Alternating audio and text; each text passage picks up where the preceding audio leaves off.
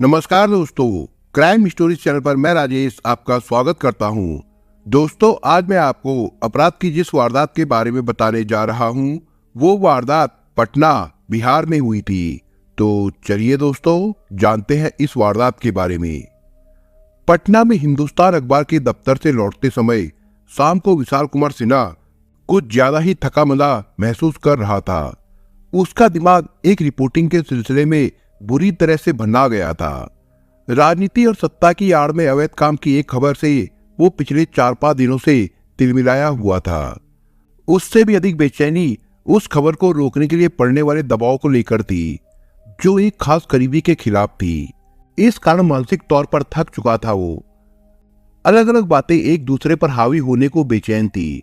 वैसे भी वो जब इस हालत में होता तब अक्सर पुरानी फिल्मों के गीत सुन लिया करता था। ये बात जुलाई महीने की है। उस रोज भी उसने अपनी दिमागी थकान को दूर करने के लिए कान में लीड लगा रखी थी। मोबाइल से वो अपने मनपसंद गाने को सुनने लगा। इस गाने ने उसके दिमाग में एक बार फिर से हलचल पैदा कर दी थी। उसके दिमाग में अचानक अपनी मकान मालकिन वंदना सिंह की तस्वीर उभर आई। वो चौंक गया। उससे जुड़ी हाल फिलहाल की कुछ बातें और पुरानी यादें एक दूसरे से टकराने लगी। वो गानों को भूलकर उसके बारे में सोचने लगा। वो कह रही थी, दम है तो करके दिखाओ, ये लो मेरा रिवॉल्वर, अगर तुमने वो कर दिखाया तब समझूंगी कि तुम कितने दमखम वाले हो, अपने वादे पर चलने वाले हो। इन बातों के दिमाग में घूमते ही विशाल के चेहरे का रंग बदलने लगा। दिमाग में गाने के बोल के साथ साथ वंदना का चेहरा और बंदूक और उसकी मोहक अदाएं घूमने लगी। खैर, देर शाम विशाल खगोल स्थित किराए के मकान में पहुंचा। सीधा अपने कमरे में चला गया। घर पर रक्षाबंधन त्योहार को लेकर इकलौती बहन वैशाली भी ससुराल से आई हुई थी। विशाल के कमरे में पानी का गिलास लेकर गई तो भाई का उतरा हुआ चेहरा देखकर पूछ बैठी, क्या हुआ भैया, क्यों परेशान दिख रहे हो? नहीं नहीं, कुछ नहीं, रास्ते में बहुत जाम था, विशाल कतराता हुआ बोला। नहीं भैया, तुम्हारी सूरत तो कुछ और ही बता रही है। उस चुड़ैल के साथ कुछ हुआ है क्या? वैशाली ने उसके मन को उरेदने की कोशिश की। नहीं तो कई दिनों से उससे कोई बात नहीं हुई, विशाल बोला। थोड़ी देर पहले ही उसकी बहन का बेटा आया था, कुछ सामान देकर गया है, सिर्फ तुम्हें ही देने को बोला है, वैशाली बोली। क्या सामान? विशाल चौंकता हुआ बोला। फिर मन में सोचने लगा, क्या हो सकता है उसमें? हाँ, वहां रखा है तुम्हारे कंप्यूटर टेबल पर, प्रिंटर के बगल में। ये कहते हुए वैशाली पानी का गिलास रखकर चली गई। उसके जाने के बाद विशाल पानी पीने लगा। गिलास उसी टेबल पर रखने गया जहां पैकेट खाली पॉलीथीन में रखा था। उसे बाहर निकालकर पैकेट को टटोलने लगा। क्या हो सकता है इसमें? उसे लेकर मन में कई विचार आ रहे थे। फिर न जाने क्या हुआ जो उसने पैकेट खोले बगैर पॉलीथीन में ही रख दिया। कुछ समय में ही वैशाली ने आवाज लगाई, भैया खाना खाने आ जाओ। अभी आया, कहता हुआ वो कमरे से निकलकर रसोई से सटे डाइनिंग टेबल लगे कमरे में चला गया। वहां परिवार के दूसरे लोग पहले से बैठे थे। वो जेडीयू नेता थी। इलाके के लोगों से लेकर सत्ता के गलियारे तक में वो अच्छी पकड़ बनाए हुई थी। विधवा थी, उसके किशोर उम्र के बच्चे भी थे। फिर भी वो बन ठन कर रहती थी। रौब से दबंगई अंदाज में घूमती फिरती थी। बॉडीगार्ड के रूप में उसके परिवार का कोई ना कोई सदस्य हमेशा उसके साथ रहता था, कभी भाई तो कभी कोई और। बिहार के प्रतिष्ठित अखबार के पत्रकार होने के नाते वो विशाल और उसके परिवार की करीबी बनी रहती थी।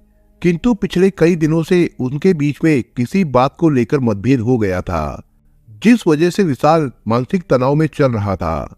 दरअसल एक रोज वंदना सिंह अपने भाई मिथिलेश सिंह, अभिषेक सिंह, अपनी माँ और बेटे के साथ घर पर आई थी।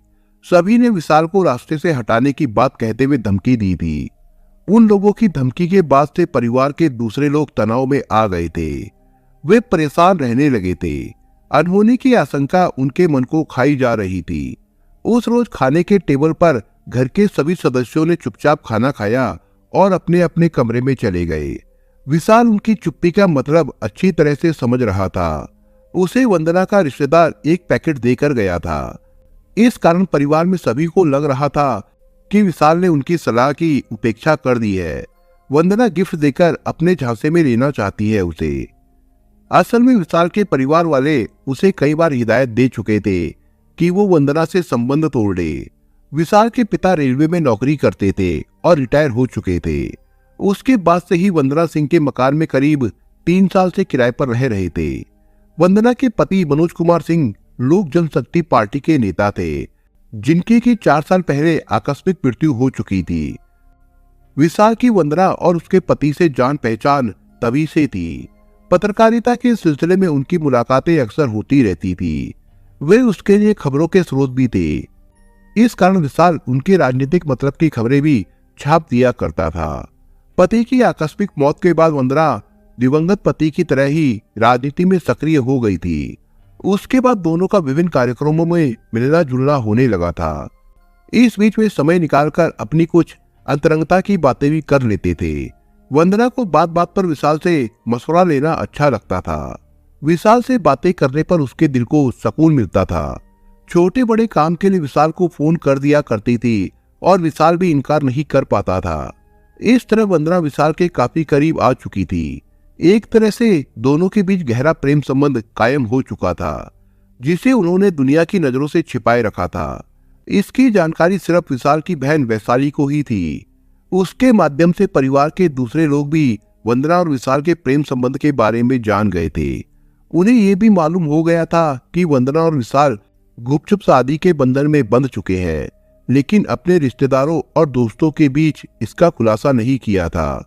उधर जैसे जैसे वंदना और विशाल के बीच निकटता बढ़ती गई, वैसे वैसे अलग तरह के तनाव भी घिरने लगे। विशाल कुछ ज्यादा ही तनाव में रहने लगा था।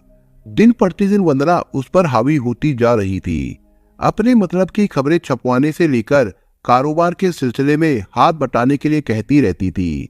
यहाँ तक कि अटके हुए सरकारी कामकाज के लिए विशाल पर संपर्क का फायदा उठाने के लिए भी दबाव बनाती थी। ऐसा नहीं होने पर विशाल को वो ताने दिया करती थी।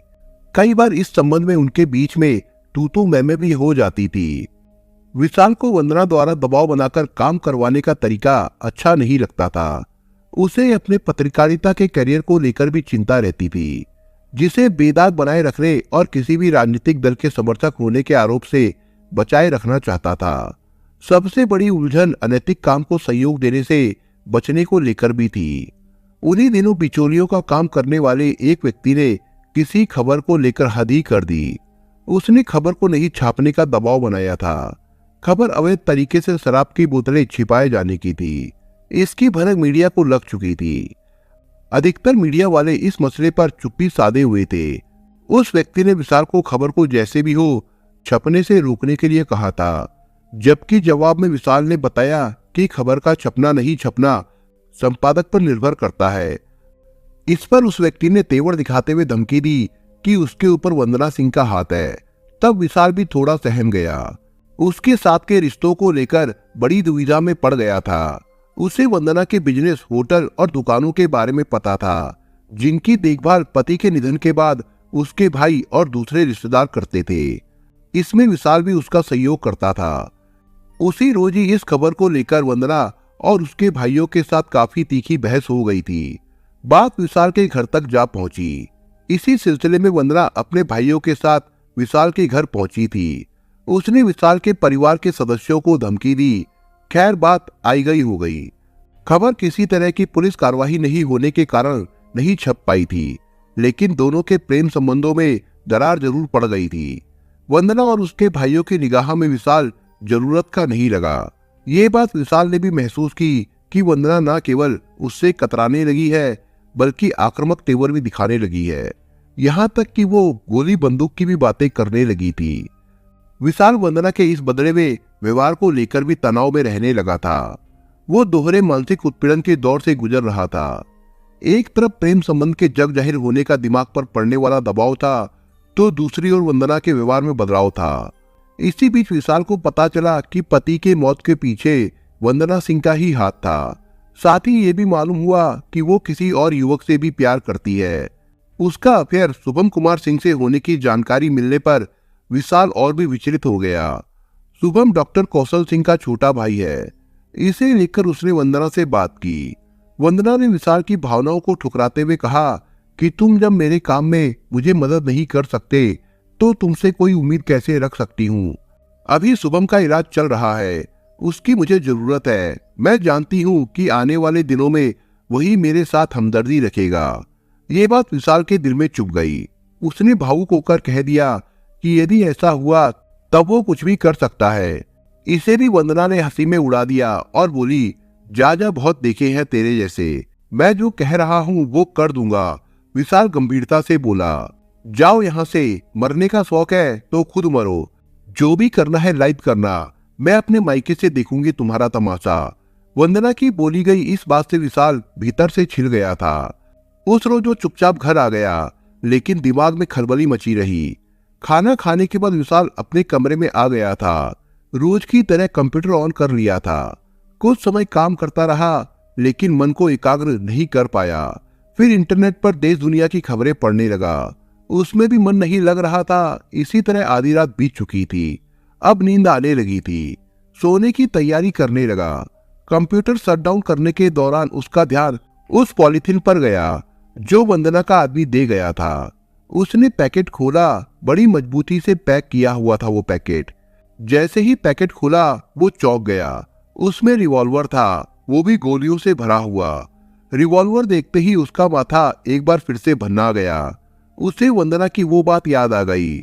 उसने कहा था, घर में लाइसेंसी रिवॉल्वर छोड़कर आई हूँ, दम है तो इससे अपने आप को ठिकाने लगा लेना। मैं माँ के घर टीवी के सामने बैठी हूँ, सभी के साथ बैठकर तुम्हारी मौत की खबर देखूंगी। लोडेड रिवॉल्वर देखने के बाद विशाल ने बेचैनी के साथ वंदना को कई कॉल किए। उस समय रात के 2 बज रहे थे। वंदना ने कोई कॉल रिसीव नहीं की। वो और भी बेचैन हो गया। वो समझ नहीं पा रहा था कि क्या करे और क्या नहीं।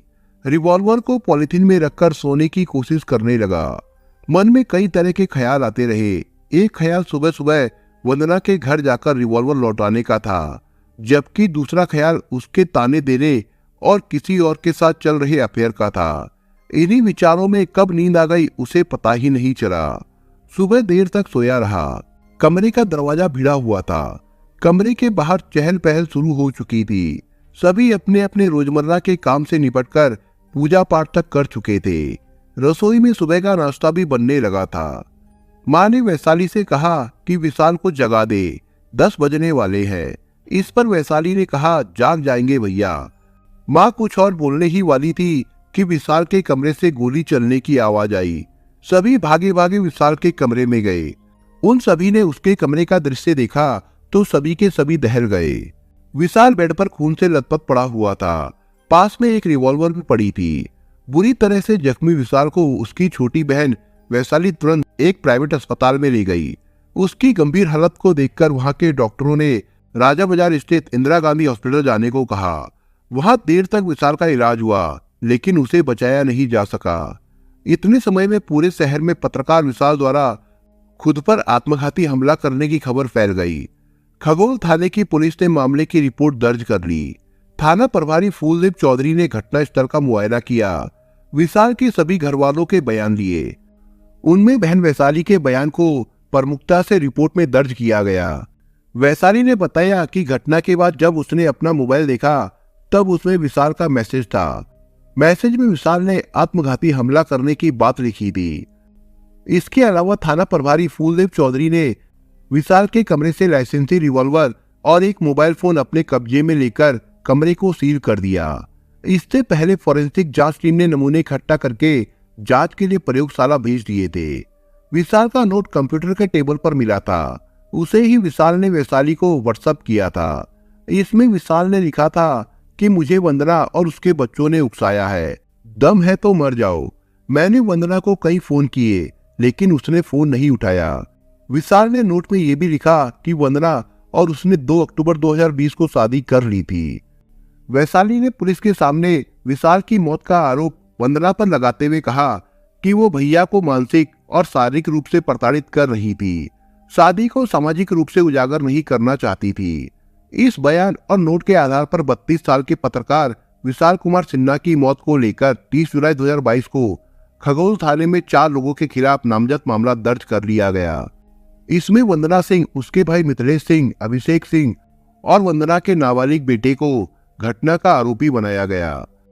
पुलिस ने इनके खिलाफ धारा 306, 34, 25 और आर्म्स एक्ट के तहत मुकदमा दर्ज कर लिया। पुलिस का मानना है कि जिस रिवॉल्वर से विशाल ने खुद पर आत्मघाती हमला किया था वो गैर लाइसेंसी है।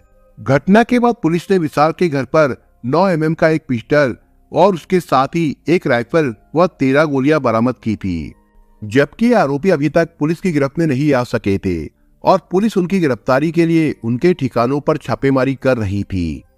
दोस्तों, आप अगर चैनल पर नए हो तो आप चैनल को सब्सक्राइब करने के साथ कमेंट बॉक्स में इस कहानी के बारे में अपने विचार जरूर लिखिएगा।